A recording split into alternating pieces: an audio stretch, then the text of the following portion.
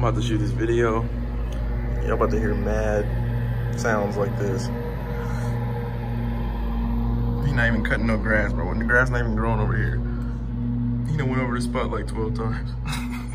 Now this right here is not a preview of what the album gonna bring you, or nothing like that. Yo, what's good, YouTube? It's JJordvn TV coming at y'all with a new vid. Today, I'm gonna be quick because I'm starving. I haven't eaten this morning, and y'all know how that be. So today's gonna be a quick review on the New Balance X Bodega. Does people still say that X? New Balance collab with Bodega. This is their latest collaboration. This shoe drops on 6/25, so June 25th, which is this Thursday, I believe. Yeah, 'cause today's Tuesday, so this Thursday. The shoe, it's a trail version, like a utility version of an existing model in our archive. So, or not archive, in our lineup. So basically what I'll do is I'll show you, give you a quick review of the utilities, and then I'll go over the similarities / comparison to the original X Racer. Here's the shoe. Oh, let me first show you the box. So this is the box it came in. NB Bodega. You see on the back, NBX Bodega. I like to say in Bodega. There's no way to say it. That's what makes it dope, because you just combine the Bodega, NB. It's got the black matte with the black shiny graphic on top going around the side of the box. You can see size 8 with the code and everything. It is a flip box, so top comes completely off. So enough of the box, let's get to the shoes. These are the shoes. A lot of great hits on these. If you're a fan of details when it comes to shoes, which I know a lot of people are, and what I mean by that is, like, when you get a shoe, seeing a shoe online and then getting it in person, you have like a completely different experience, basically. So like when you get them in person, you're like, man, I didn't realize this was there, I didn't realize this was there, I didn't realize. So that's like what this shoe is. So let's start with the tooling. So basically, this is the same absorb tool that's on the normal X Racer, but what they've done is added a extra rugged tooling outsole to it. So basically, this is more made for trail running, a little bit more durable. The whole concept is just like having a utilitarian feel, just a more rugged feel. And that was the same concept with the overlays on the toe. So this underguard, or this underlay material, as well as this overlay material, both added to the shoe that wasn't on the traditional X Racer. And then again, this is an absorb tooling. To me, absorb is the most comfortable tooling that New Balance offers in terms of walking around casual foam. Fresh foam is more for performance as well as fuel cell. So absorb is kind of more like a casual, even though they're all performance foams. I think, to me, it's the softest and works the best when it comes to non-performance shoes. And so you can see on the side there's leather details on the IRO, as well as the suede on the heel, the green suede, which is or not suede, it's really a nubuck, but it's a really nice quality nubuck. And then the purple underlay is a reflective piping. And then on the back you got a really hairy thick suede with the NB embroidered in pink. And then on the lateral, you can see there's a few differences between the lateral and the medial. On the lateral, you can see that there's a stitched in logo, which is similar to the RC4s. I'll show you. I think it's the RC4, but I'll just put a video in right here and show you where this in logo is inspired from. But that's like in a dark brown. The mesh underneath, it looks like gray on some websites. Some people have it looking like a dark gray. This is really like a black. Lateral side has the pink nubs, and then the medial side has the emerald nubs. So, and then the forefoot rubber pod is a bright pink. So I think this, like, is probably my favorite part of this shoe. I'll just be trying to figure out like how I can freak mine a little bit differently, you know. Can't be the same as everybody. So that's kind of all that is. But last but not least, my favorite detail is this pull tab on the tongue. So you can see the webbing that runs all the way through the tongue. A lot of people won't notice this, but it actually has the word mark Bodega that goes all the way through. So it's a repeat pattern that just has B-O-D, and I'll zoom in on it with the secondary camera shots. But yeah, man, that's a super cool like hidden detail that I think not most people are gonna realize at first. It kind of just looks like a print or a pattern, but then when you look closely, it's actually Bodega repeated, which is dope. Really comfortable.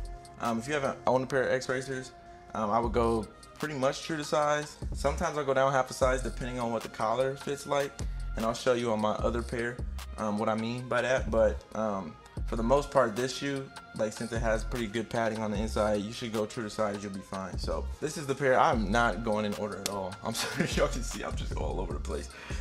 This is my last Bodega shoe that I got, which was the No Bad Days. And then also shout out to Drew, who works at Bodega. He's done these, the concepts in terms of like color, material, and everything like that. He's done these, and the No Bad Days. So y'all gonna have to give me a y'all gonna have to give me a pass on these black joints, bro. They're kind of dirty. I kind of hoop in these outdoor because like it's super comfortable, and so like I don't wanna mess up my indoor ball shoes, and I don't really have any outdoor ones right now. So I just been wearing these. I have some cross trainers and stuff, but I don't know, I just like the cushioning so much on the Absorb, as I told y'all, that I'd rather play outside on concrete with these than any other cross trainers or anything like that. So yeah, man, basically what I'm gonna do is just go over the differences between the traditional X-Racer and then the X-Racer utility. So you can see on the regular X-Racer, if y'all have had a pair of these, you know, like this is more of a sleeker, slim down like running shoe, where this is like the bulked up trail utility version. So it's almost like when Jordan Brand will do like the winterized version of whatever shoe that they have, like a retro. It's sort of in that same concept. So, and again, all terrain. So when you see stuff like that, like it's intentional in terms of the overlays and the change of material and stuff. It's for weatherized, like longer lasting product. So you can see on the traditional X-Racer, the toe overlay, it has this little rand that runs all the way throughout, and then all the way around. One of my favorite parts of the X-Racer, as well as these two sway bars. Definitely, like, I love this shoe. I think it's an iconic shoe. I think this is a fire model. Same designer for both. You see this versus this. Has the two toe overlays, no rand. It has a completely different heel. This heel is actually reminiscent of the 801, so that's kind of where that came from. The trail inspiration released back, I can't remember what year it is, but it released a long time ago, and it was like back in the 90s. And that was like a big trail model that was a hit among like all trail enthusiasts. Even Stephon Marbury wore it on the cover of I think it was Dime. It might have been Dime or Sports Illustrated, one of the basketball magazines, and it actually kind of took on a cult following after that. Again, that's where that heel is from, the 801. This IRO, like I said, synthetic leather, which is not on here. This is a sway bar, which is attached to the IRO up here. On the toe, you can see that there's this N logo, again, all inside of encapsulated like IRO, versus all of these webbings and then the overlays here. Bodega did add this themselves. This is not on the most, this is not on traditional X-Racers utilities. And then it actually buttons like those old 90s sweats. So you can take this off. Damn. All right, there it is. So you can take this off and it like buttons down. So you just flip it under and it buttons down into here. So I thought that was a dope idea. And then you can see the Bodega repeat going all the way down. So again, man, all these hidden details, stuff that a lot of people don't know that are on this shoe, just make it that much better when you get it in hand. So, and then you can see the Bodega repeat a little bit better right here. So the B, you can see the EG. So y'all can see it. Sock liner. You can see this has, I turned it 6 ways on y'all, my fault. X Bodega. The left suede overlay with the embroidery and the rubberized